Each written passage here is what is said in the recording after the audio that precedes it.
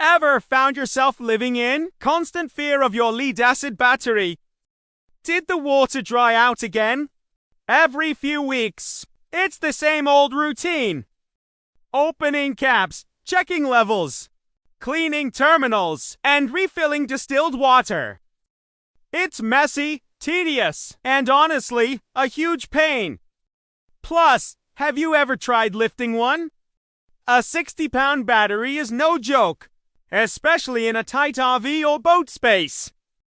That's exactly why America is switching to LiFePO battery.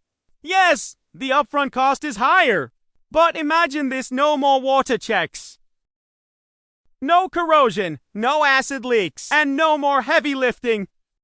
LiFePO stands for Lithium Iron Phosphate, a super safe and long-lasting technology perfect for solar, RVs, and boats.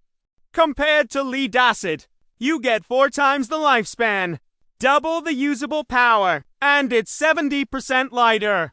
You buy it once, install it, and forget about it for over a decade. If you're ready to learn how to choose the right size and set it up for worry-free power, subscribe to our channel for more tips.